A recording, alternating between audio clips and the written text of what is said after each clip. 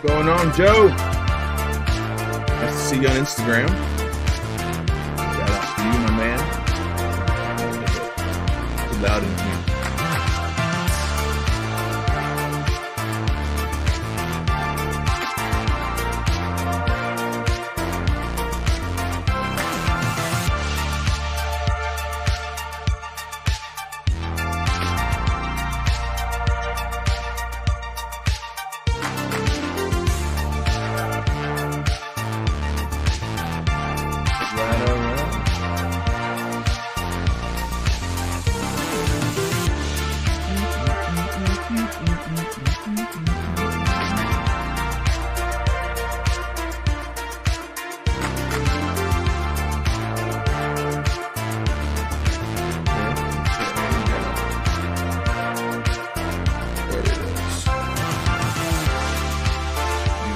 That boy, give it a like, give it a like.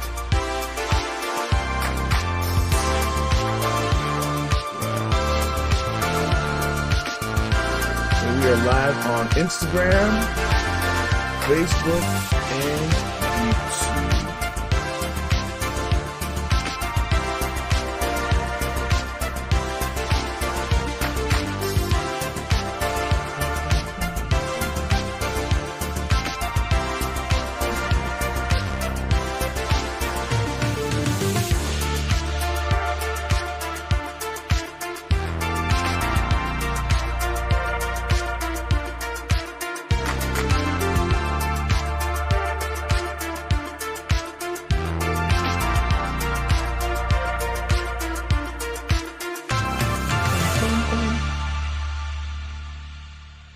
Welcome, ladies and gentlemen, boys and girls, to the Hey Rockstar Live. Today we're calling it We Don't Panic, We Pivot.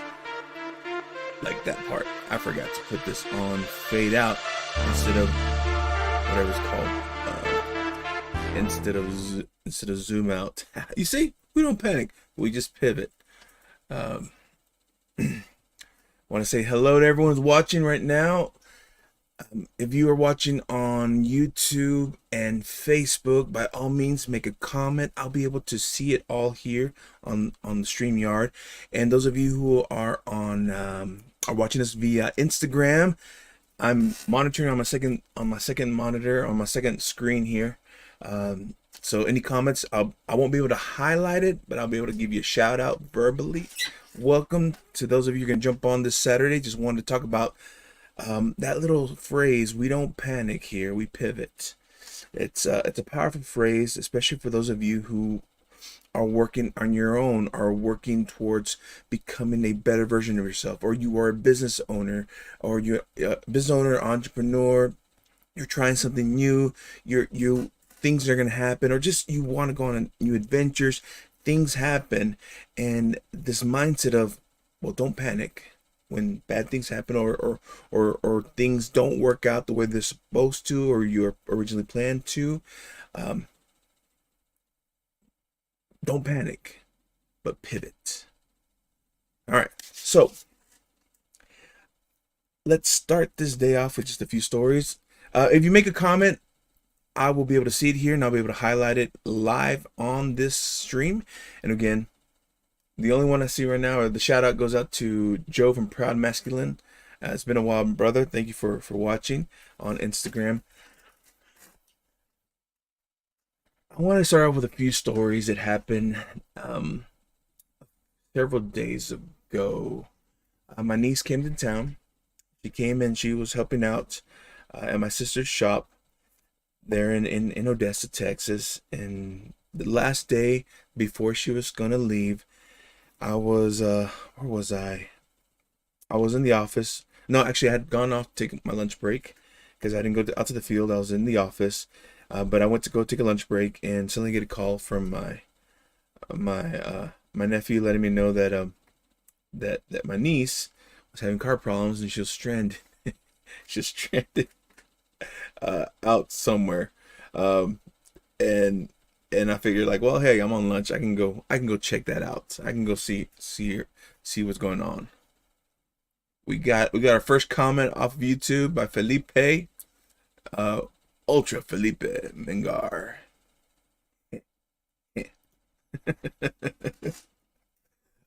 Anyway, I'm not gonna go into all the details. Rather than it turned out to be a lot of things. It was like, first of all, it turned out I showed up, her car wasn't starting, and my mind's like, it could be the battery.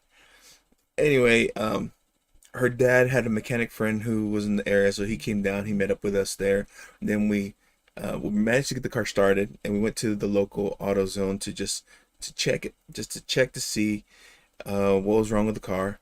But it turned out it was just the battery. See, Theo kind of knows little things. Of course, when you open it, you can see the corrosion around the battery. Yeah, so anyway, we got the new battery. We changed it out there in the parking lot. And then I noticed right away that her tire was a little low. And like, well, you know what? Let's go get it aired up for you at the discount tire, and then you'll be good to go for tomorrow. We show up to this thing, and as they're checking her tire, they're like, excuse me, you have a nail in your tire, poor thing." And she's just giggly and laughing, and she's just chill the whole time. She's just like, "Eh." And so we're like, "Well, let's get that tire fixed." And thankfully, her dad bought the tires at discount, so it was in the system. They were able to fix it for free, all this stuff. We just had to wait an hour, another 40 minutes to get them to do that. So thankfully, we showed up to a discount tires that wasn't that busy at the time. So it just all worked out, and she's just happy. And at the end, I just, looking at her posture, looking at her demeanor, I asked her, "Hey, Mika, I'd like to know, why are you so chill right now?" And she goes, "Well, there's no point in me getting upset. There's no point in me getting angry. Uh, I over things that it's out of my hands. And besides," and of course she said, "and besides, I know my dad's gonna take care of it. My dad's gonna pay for everything, you know." Her dad's a business owner, construction man, and of course he had some connections. So yes, he had everything under control.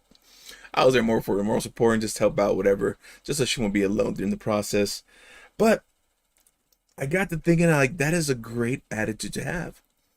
The part of things that are out of your control, there's no need to blow up about it. There's no need to just overexert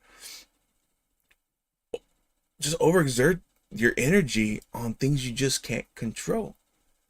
Let it blow over and see what you can do. Do what you can do. One wise saying that I hear in the industry that I'm in is, all that you can do is all that you can do. But just be sure that when you do it, do all that you can do. Something like that. All that you can do is all that you can do. But just be sure you do all that you can do. That's the saying, more or less. But anyway, it also kind of threw me back to the very first time they broke into I got broken into my vehicle. It was a brand new truck. Well, by then it wasn't that brand new. But I remember my best friends and I, we had gone off. We'd saved our money. We bought tickets to go watch the Red River Rival in Dallas. And this is a long time ago. It's back when the year that the Longhorns won nationals and Vince Young was their quarterback. Yeah, that's how long ago it was. And I remember we managed to go to we stayed at a hotel, and several of us went to this trip, but we took a different truck, or we took another vehicle downtown, and I left my truck there at the hotel. And when we came back, I mean, that game was a phenomenal game. It was a powerful game. We won. It was amazing. I became a lifelong Longhorn fan at that moment. But we came back. We were on that high of winning, and enjoying the state fair. We get back, and we were gonna go to Whataburger to get something to eat. And we get to my truck, and that's when we realized, oh my gosh, I tried to go in, and I couldn't. For some reason, I couldn't unlock the passenger side, so I had to go and yeah. So I was like, well, let me go around. And when I opened it, that's when I realized that my truck was the reason I couldn't unlock it is because someone had jammed it to pop it open.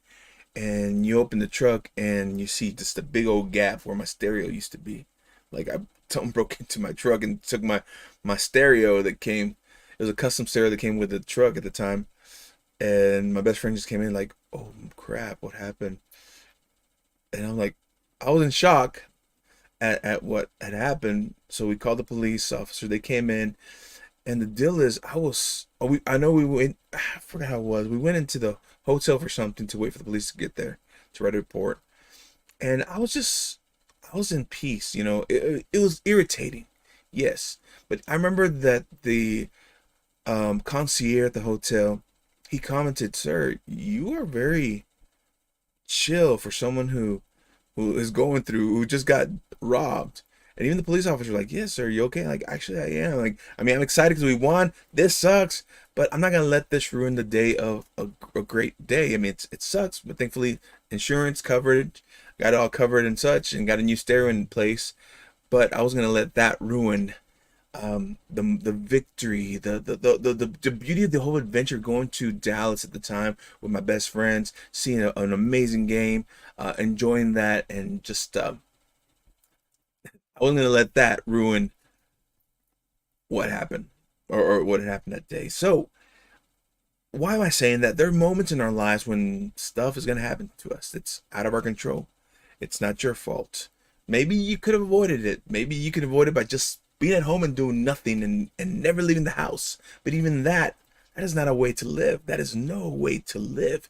You need to go out there and experience life. You need to go out there and try new things. You need to get out of your own way and explore without that fear of bad things are going to happen, because bad things will happen. Or I don't want to say bad things, unfavorable circumstances are going to occur in your life, especially if you're working towards, or moving towards, or aiming towards something far better for you and your family. Things are going to happen. It's going to hit the fan. And when that happens, you have a choice. Are you going to let that little speck of negative control you and ruin your attitude so that you can't enjoy the rest of the adventure? Or are you going to just laugh it off and say, or whatever, and say, it's out of my control? Or cry if you need to, especially if it's a big thing that will hurt, that will suck. Give yourself time to mourn that loss. Give yourself time to move forward from it. But don't let it ruin your life. Don't let it ruin your day. Don't let it ruin your focus on what your ultimate goal is. Instead, learn to find a different way around. If a hiccup were to happen, you hit a dead end, what do? You're just going to wait there and like, push on that dead end? No. Turn around and find another way. That's why the saying is real cute, but it's real powerful. We don't panic. We pivot. Technology doesn't work the way we want it to work. No worries. We don't panic. We pivot. I've had moments whenever I'm trying to think of a time. There's so many different stories I could share on moments that I wanted to panic because the emotion of the situation was strong, and the only thing I could do is, like, in that moment, the one thing that brought me peace was singing, and I started singing out loud. The best way to spread Christmas cheer is to sing it loud for all to hear. I don't know why that just came to my mind. Shout out to the painter GB, who has joined us on Instagram, and Mango Teas. Welcome to the Instagram channel.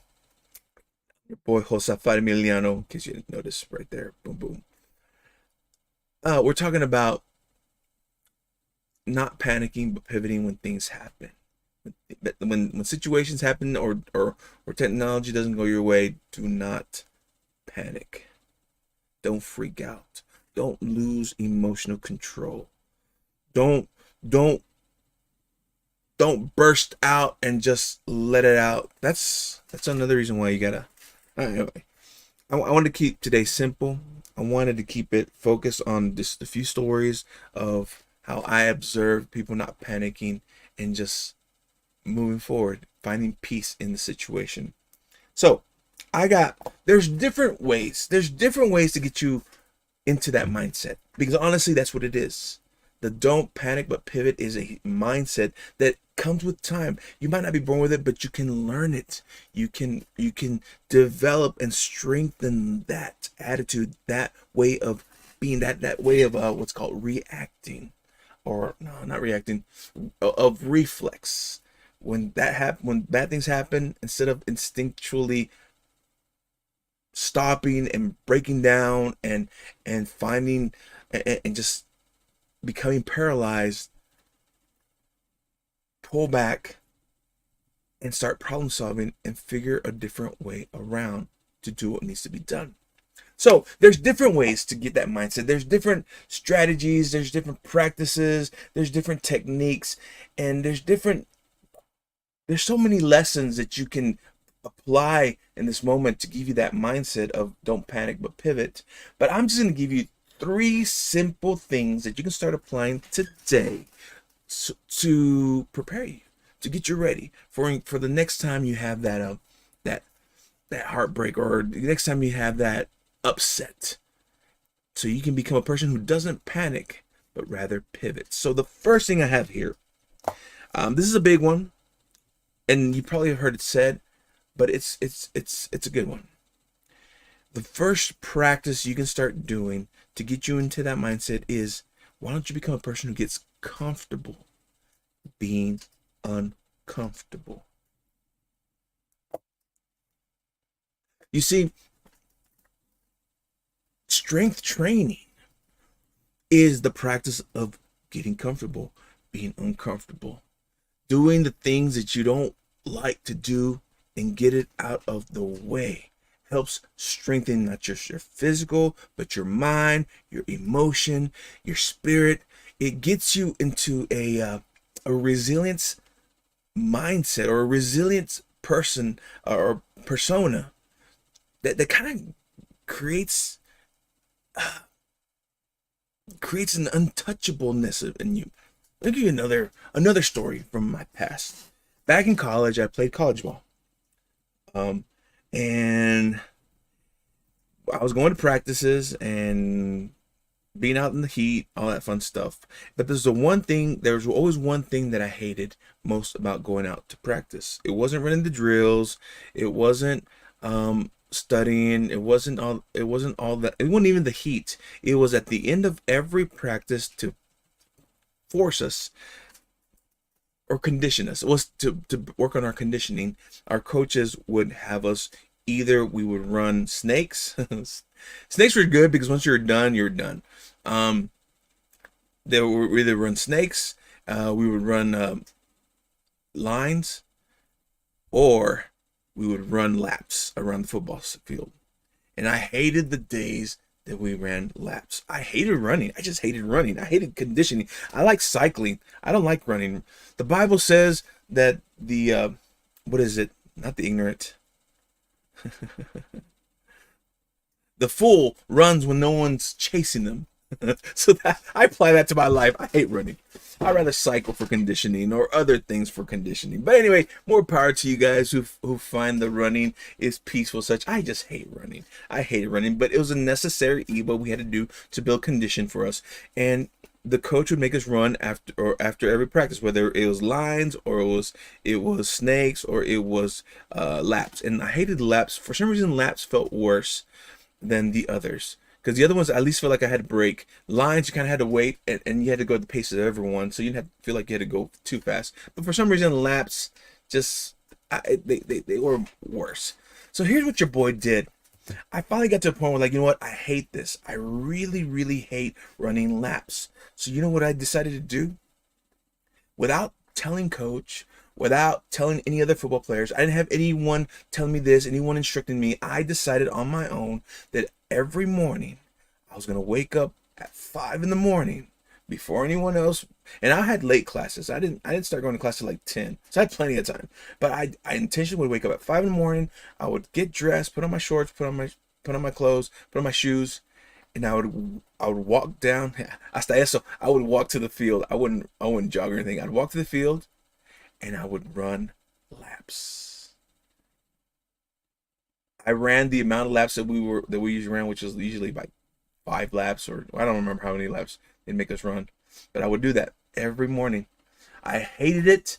I hated it. So I decided to own it, to make it my own. I never loved it. I still didn't love it, but it no longer dragged me down and no longer made me feel out of control, because even on days that we had to run laps and my mind's like, I already did this, so this is nothing.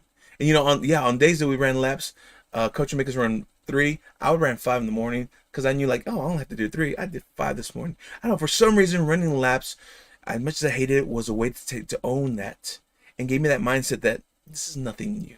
There's nothing that is, it's not uncomfortable anymore.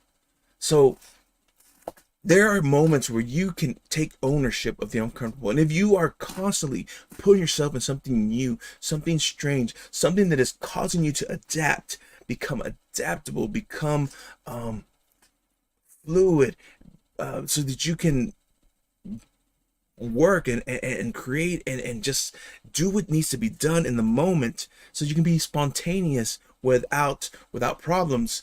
Then whenever something uncomfortable happens to you, your mind's like, this is nothing new. I know this feeling. I can get through this feeling. I can move on from this feeling. And then while other people who are not comfortable being uncomfortable will find themselves blocking themselves or closing down or shutting down, you're going to rise up and move forward because you are in the practice of being comfortable, being uncomfortable. That is a great, and that's something that can be worked on. That is a great mindset. That is a great muscle to flex, to exercise, to strengthen. The next thing that I have on here, and this is very important, is you need to learn to detach yourself from the outcome. What does that mean? Basically, I love setting goals, and goals is a great thing for those of you who are entrepreneur, who are success minded, who are working to build things to go. But sometimes if your focus is too much on just the actual outcome, you miss out on everything, the experience, the life that's happening around you. And if for some reason the outcome doesn't happen the way you want it to, then you also limit yourself, because then you will feel like a failure. You feel like you didn't make it. There's a quote, I wrote it down here, by Lao Tzu. Beautiful quote. He says, the man who loves walking will walk further than the man who loves the destination. You know, back when I lived in Nashville, every time I wanted to come visit family here during the holidays here in Texas, I had plenty of friends that wanted to join me on the road trip to Texas. They're like, so you won't go by yourself? I'll join you. And I always said no. And people are like, why not? Because usually when I have someone with me, we have a destination, we have a point, we have to get there. And like, I need to get them to Texas, to Dallas, to wherever we're going. And basically it's more like, I got to get there as soon as possible. No dilly-dallying, get there. But whenever I drove alone, I would give myself time to get here. I would venture and listen to the rhythm of the road. And if while I'm driving, I see something, a little detour, a little interesting spot, a new restaurant, a little mom and pop place, by all means, I didn't care what time it was. I would pull over because I wanted to experience it. I wanted to try it out. I wanted to see what was going on there. Whether I was hungry or not, I didn't mind spending time getting to experience something different. Sometimes I wouldn't even take the straight path. I would take a different path in another little town just so I can get to know the curves and turns and just take it slow, because I was enjoying my adventure. I was enjoying the road trip to finally get to where I need to get to. And you know what happens?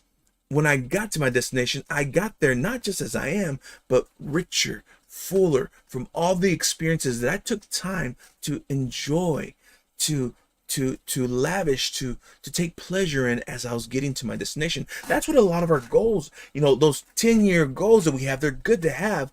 But if you're just focused only on that, you're gonna miss out on all the things that make achieving that worth it, good or bad, the ups and the downs, the sour notes and the beautiful sweet notes.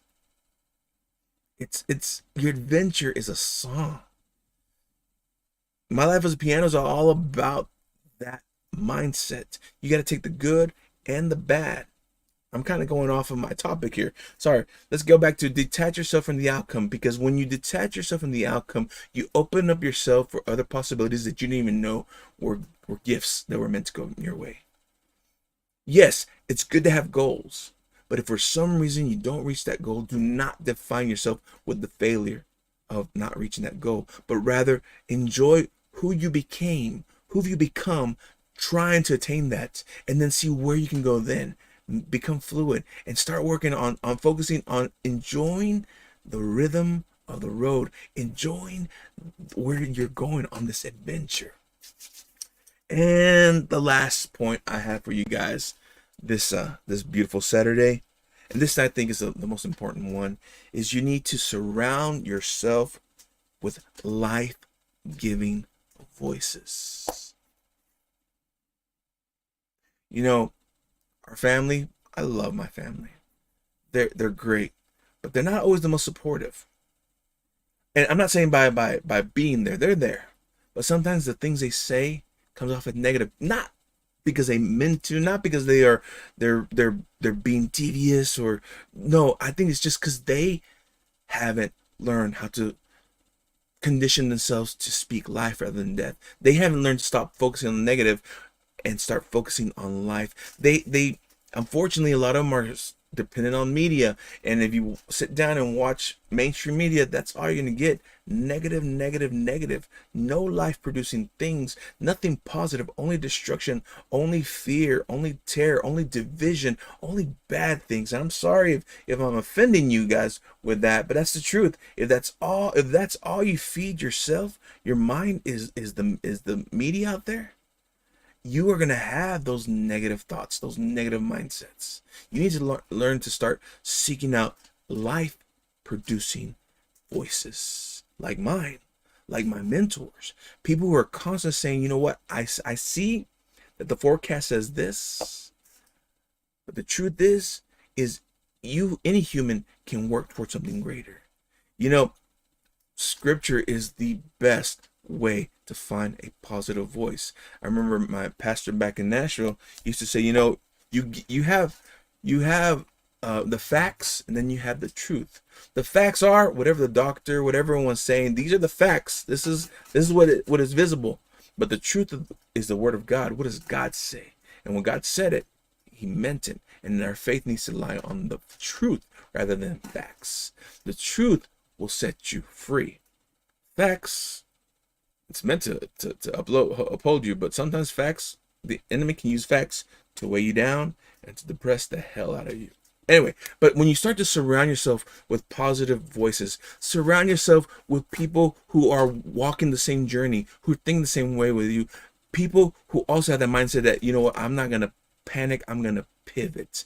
When you start to surround yourself with a great group that will not give up on you, hasn't given up on you, they will fight for you, they will speak constant truths and lift you up and hold you up. I know sometimes it's annoying. It is annoying when you have a overly positive person. I get that.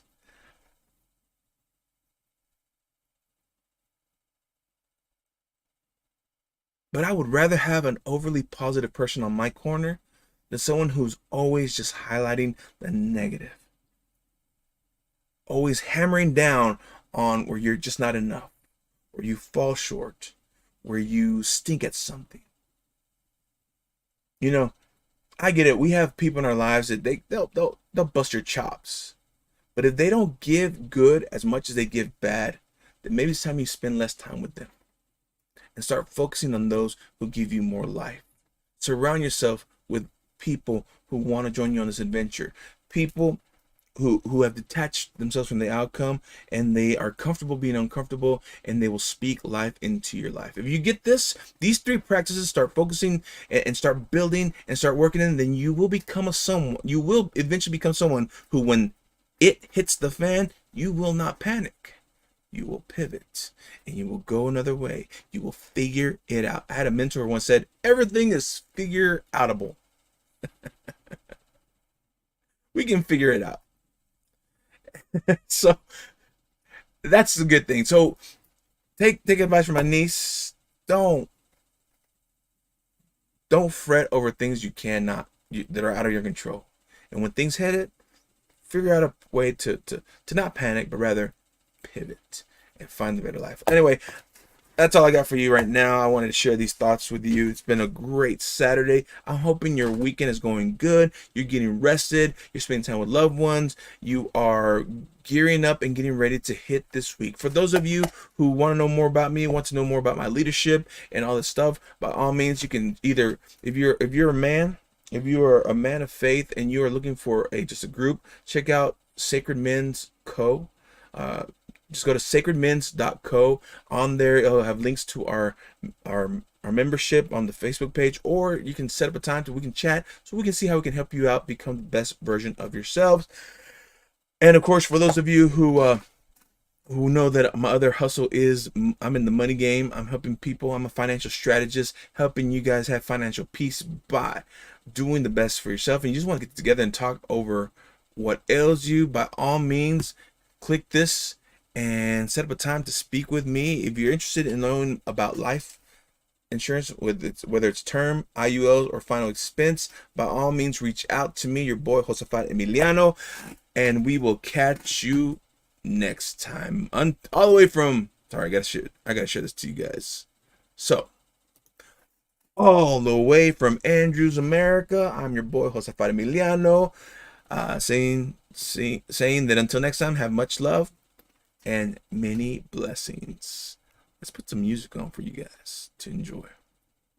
Let's feed the ducks.